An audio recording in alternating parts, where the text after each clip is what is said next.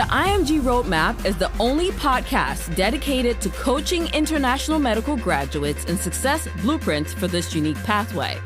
I am Dr. Nina Loom, your host, a previous IMG turned hospital medicine physician, healthcare administrator, speaker, and coach. I empower, encourage, and equip you with actionable steps that you can take towards the residency position of your dreams. Hi, guys. Welcome to another episode of the IMG Roadmap podcast. Today's guest is a pediatrician who has advanced training in child advocacy, and she's a phenomenal lady. I'll let her introduce herself. Dr. Maria, welcome to the podcast. Can you tell us about yourself? Thank you, Nina. Thank you for having me here today. It's a great honor, and I congratulate you on this podcast. I think there's a lot of IMGs that will benefit from all the information that you're putting out there. So thank you so much. We are honored to have you here today. And I've seen a lot of your inspiration as well on the internet through Instagram. So it's such an honor to have you here. We'd just like to know a little bit, tell us your name, what country you're from, where you practice now. Okay, so my name is Dr. Maria Gabriela Aramburu, and I am from Panama originally.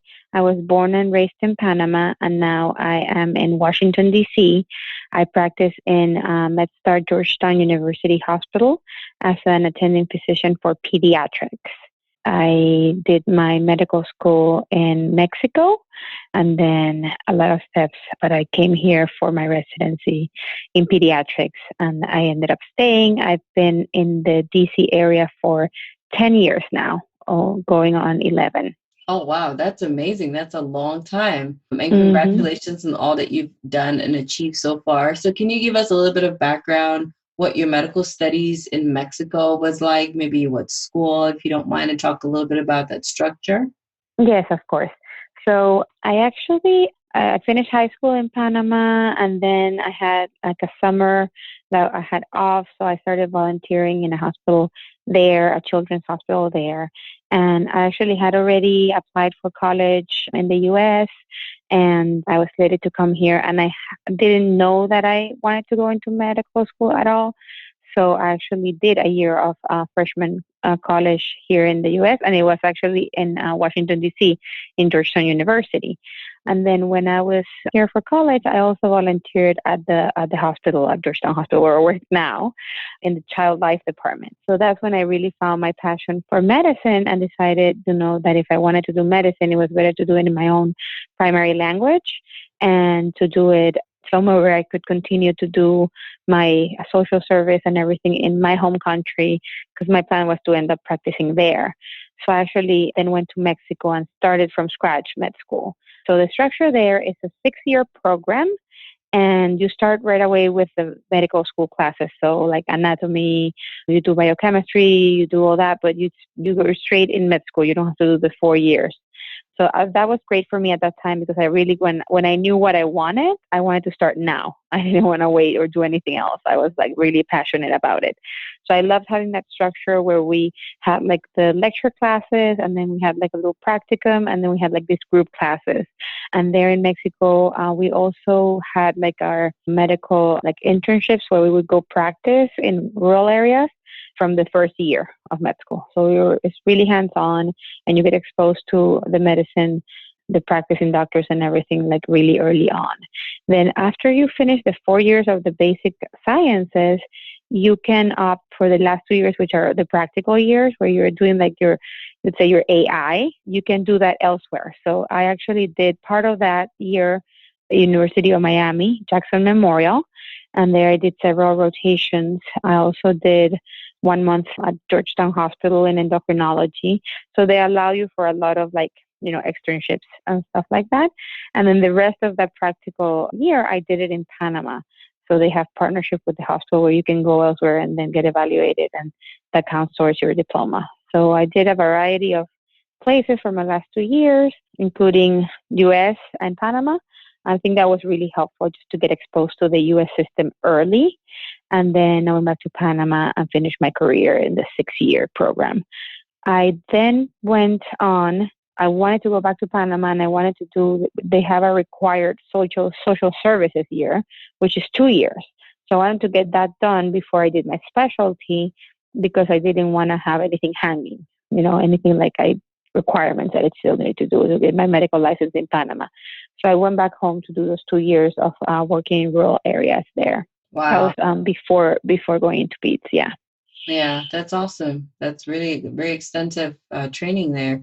So can you just walk us into, maybe tell us a little bit more about your transition to the US? Like, what was that process for you being from Panama, having, you went to medical school in Mexico, you went back to Panama, and then you finally find yourself in the US. How was that transition? What are some things that, especially for the listener who may have a similar path as you, maybe you went to school in Mexico, in South America or Central America, and they're looking to transition. Can you walk us through that?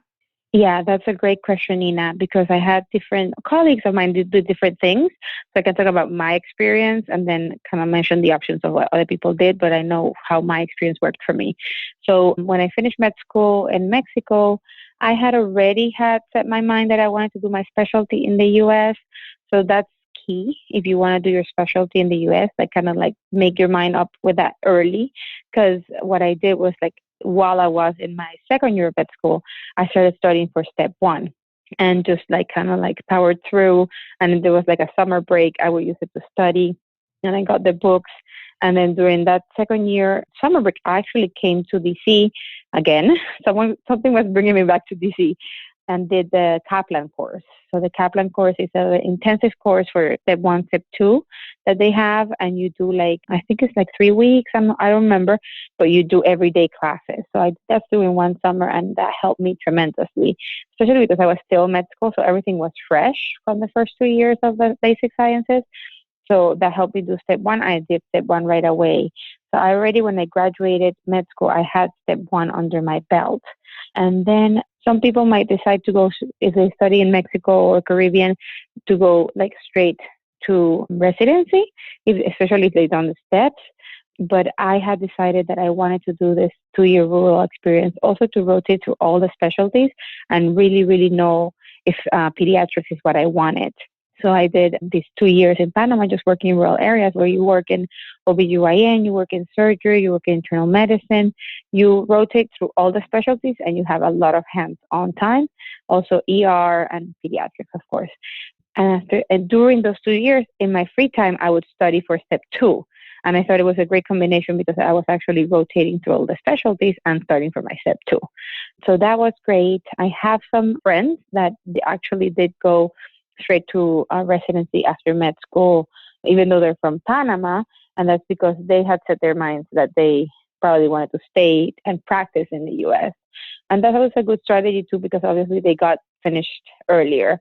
But the benefit of if you're from Panama, you have to do those requirements, or I know some other South American countries have those requirements, is that you will always have the doors open to come back to your country, and you don't have to do that after you're specialized. Because when you're specialized, for example, in Panama, if you're specialized, they'll make you do those 2 years, but as a specialist, but you have to practice like a general physician. So it's kind of hard if you're like a dermatologist or a cardiologist and you're having to do general medicine. And I know of people that have not returned to their country because they're like, oh no, I'm a neurosurgeon now, so I'm not going to go to, rural work in just primary care. Yeah, right. So that's a consideration. Like, what are your plans and can those change? If those change, then get the basics done first. And it's a good experience because when I went to interview in the U.S., actually people were very interested in hearing how was my experience, working on my own with these difficult cases, long hours, etc. So I was kind of already prepped for residency in that way. Yeah, and then I became, in Panama, there's also a Kaplan. So since I had done, the step 1 course with them, and I had a lot of knowledge of how their books and their systems worked, I started during those 2 years. I also worked for Kaplan as a consultant, medical consultant. So I was actually giving tutoring med students in Panama that wanted to study for the boards, and they didn't know where to start or how to do it. So I would do consulting sessions with them to get them in a study plan, to get them going. And then while I was doing that, in exchange for those consulting, they gave me the courses for free for step 2. So I would go in video and do the Kaplan courses for step 2, and I was studying for my step 2. And at the end of those 2 years, I did my step 2. Wow. So then I was ready, and then I did the CS when I was like starting to apply and everything. I did the clinical skills, which is the step 2 clinical skills, and then I applied. Yeah, for Wow. Yeah. pediatrics.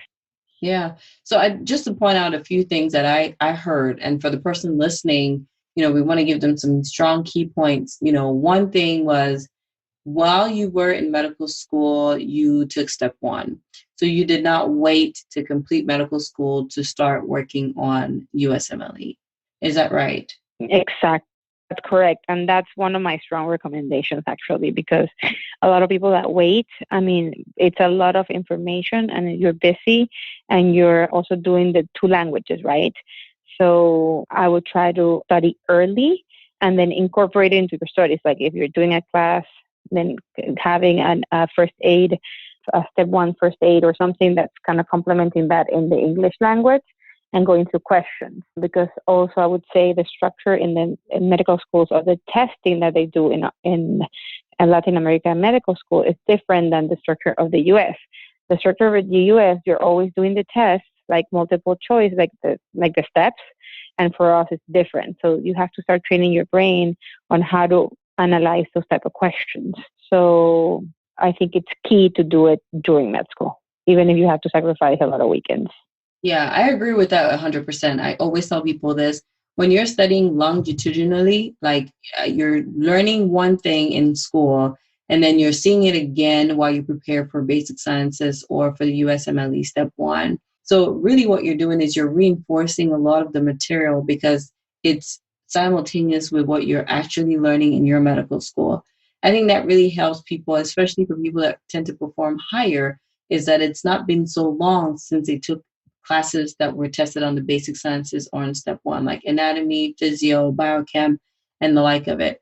The further away that I notice that IMGs are from doing anatomy, physio, biochem, molecular, and all these things, the poorer they perform on the test, if that makes any sense. So what I'm saying is, it's best if you plan ahead. It's best if you start studying early on, guys. So really that's the take-home point. Always start your studies as soon as you know you will be pursuing any type of training in the US. So even if you have a thought of pursuing the training, but you're not certain, you're better off starting early. And then the next thing that you pointed out, which I really liked, was, you had a backup plan. Your plan was, I'm always going to want to practice in Panama. And so even if I'm working on the US plan, I still have something else that I'm securing, right? Like I'm going to still do my 2 years of public service that's required of me so that I can always fall back to training and practicing here. So I think a lot of times some IMGs forego that plan B or don't even make a plan B, and then they end up, having to wait a year or 2 years before they match, and then that creates a gap in their schedule. But you instead took that time, worked on securing your Panama medical license. In the meantime, started working with Kaplan as a tutor, as a counselor for Kaplan, while studying for step 2. So you were consistent in some academic activity. You were staying clinically relevant, filling your time up with scholarly activity. I think that's something that's important for IMGs to hear today, is the path to your success really speaks to starting early, working hard from the beginning, having a goal and setting a goal, setting deadlines, and then even during that process, having plan B and doing more than one thing, but fully devoted to it. So I think those are some key points that I just want to take home today as they listen. So thanks for those points. That's really good. Definitely. And actually, to your point of securing a plan B, because I had done the internship and everything to secure my Panama license, when I finished those 2 years of social service, I was so busy doing that and studying for step 2 that I didn't apply that year. So I actually landed a job in like just a private practice doing GP work, like you would say GP in the UK. So I was seeing patients, like adult patients, for wellness visits, for preventive medicine. And I had a job while I was applying for residency. So I applied, say that year by, September, October, November. And then when I got my acceptances for interviews, I started interviewing like that January. I interviewed like at the until end January. So that was good because I still had that to come back to while waiting to see if I got in. Right, right, definitely.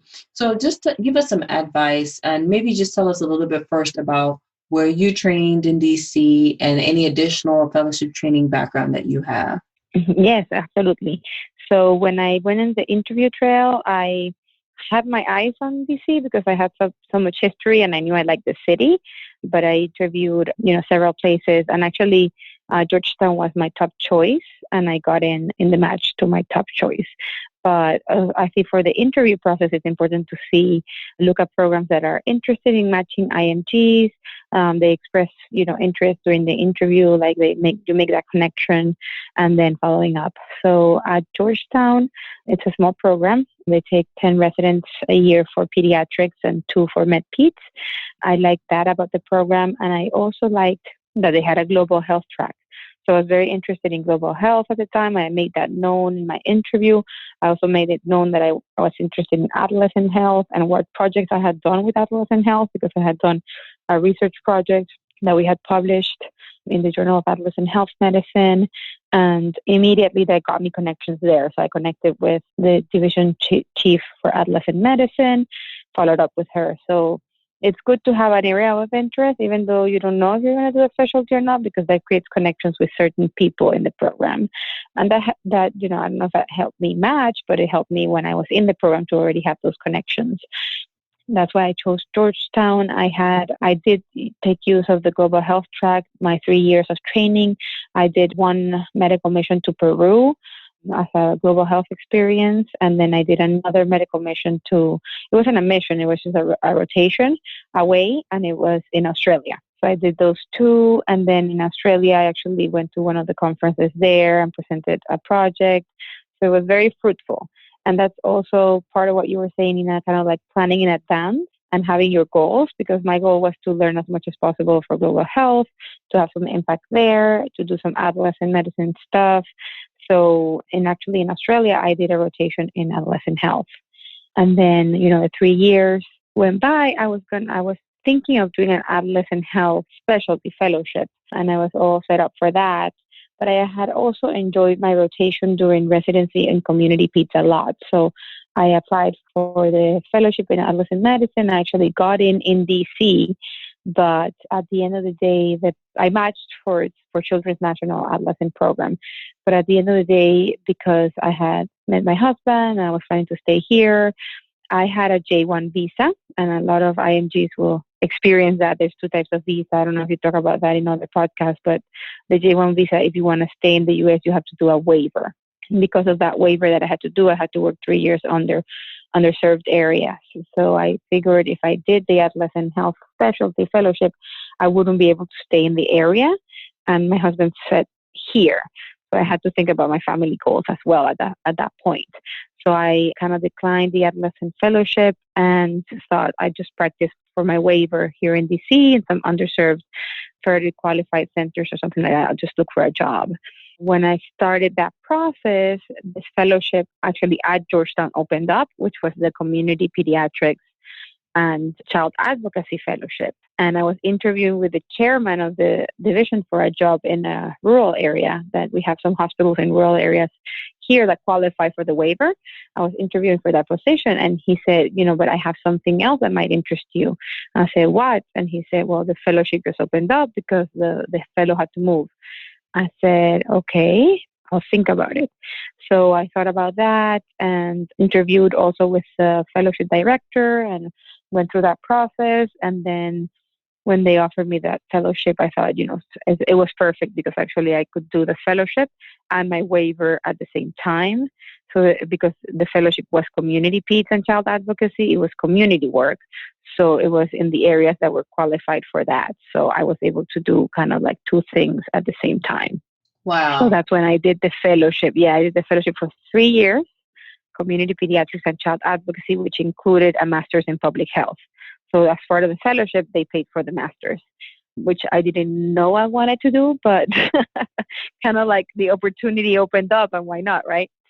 I did the master's in public health, which was great because I did it with a focus on global health and childhood nutrition, which was part of my interest. So it kind of, everything lined up. Yeah, it didn't work out after all. As the path came. I had a J1 as well, so I understand exactly what you mean. And for those who are listening who are wondering about the J1, if you have to have a J1, it's not the end of the world. You can still have your career. You just must complete the underserved requirement that has been stipulated for us. And that's usually 3 years in what is considered a healthcare shortage area called an HSA, or a medical underserved area, an MUA. So you can find that even in big cities sometimes, that you may be associated with like the public health department or some kind of community work, or you can find that in smaller rural areas. So don't be threatened by the fact that you need you need a J1 visa. I actually am very thankful that I had a J1 visa at the end of the day. But, it's just become, I think sometimes when people are terrified about it. Has that been your experience when you talk to others? Yeah, and I did. I mean, it's hard to see that process like after you've been through so many processes to think now I have to go through one more process. But I think I've seen success with IMGs that have had J1 to be, like you said, like a blessing in disguise. Sometimes you can get like my friends they were a couple and they needed to find a J1 waiver position as a couple. And they found like this beautiful town in California where, it's rural, but it's beautiful. And they get paid more than a normal pediatrician would, kind of like getting out. So for them, it worked out because they didn't need to be anywhere specific and they went together to this place. Right. Or if you're by yourself or you don't have a couple yet, you don't have a partner yet. Like if I hadn't met my husband at that point and I was engaged, I would have been happy to explore a new place, But I had this commitment, so I tried to do something here, and it did work out. And it worked out that because I stayed and I did the fellowship, then I have my position now, which I love, which is I'm an attending physician at Georgetown, but I work in community pediatrics. Yeah. It kind of worked out, and I always liked working with underserved. So that's what I wanted to do anyway. It's not like I ever wanted to be like in private practice or anything like that. Like my calling was to work with underserved. So it was in line with my interest as well. And if it's not in line with your interest, you always will benefit from that experience. Right. Yeah. So align your goals, IMGs. What Dr. Maria is saying is align your goals with your interest, with your calling, with your purpose, and it makes it just a little bit more enjoyable. So thank you so much for joining us. As we round up, do you have any final words of advice for somebody else that's looking at you now saying, man, she's a pediatrician, she's completed fellowship, she's living her best life out in DC. How do we get there? What do we hold on to know that this is possible for us? What are some really strong points that you want to leave us with? I would say try to look at the positive in the process. So enjoy the process. For example, I try to align everything that was really, really hard that I had to do with positive experiences. For example, I have to go to Kaplan. Okay, I'm going to go to a beautiful city in DC, and there I have family, so I'll have enjoyable moments with that. And then I was doing my rotation. I was like, okay, it's beautiful weather. Let me bike there because I don't have a set schedule. So I can bike to the Barnes & Noble and study all day, but also will have some balance and do some workout. Like I tell some of my med students that I mentor is it's very long and it's a lot of things that you have to do. So don't stop living life and don't say, I have to shut myself down for these 13 years and not have a life because then I'm going to have it. No, you have to keep living your life, enjoying the moments, and making the best of the sacrifices that you have to make. No summers, missing weddings, missing events.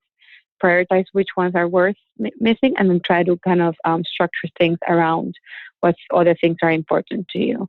So at the end of the day, when you get to your goals, you won't see like I suffered all that. Finally I'm here. No, I enjoyed the process of getting here because I had to, for example, do my rural years in Panama.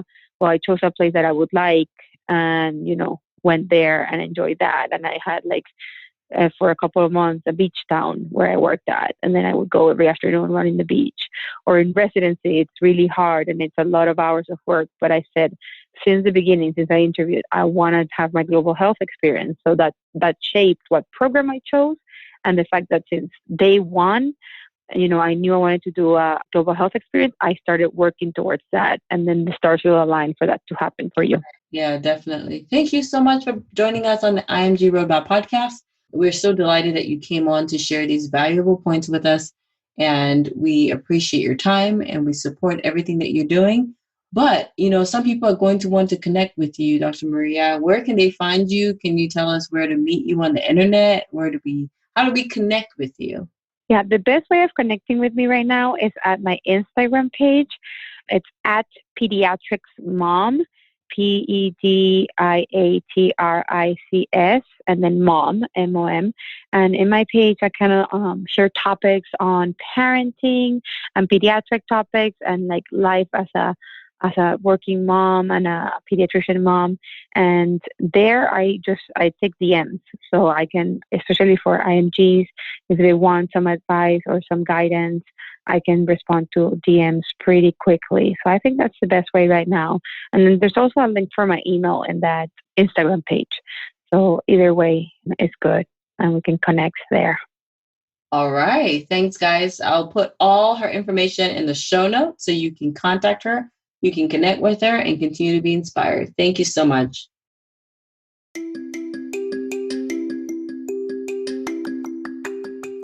Hey IMG, I know you've been looking forward to this information, but I'm coming by to tell you that finally the doors open for the IMG Roadmap course on April 5th, 2020. That's Monday, April 5th, 2020.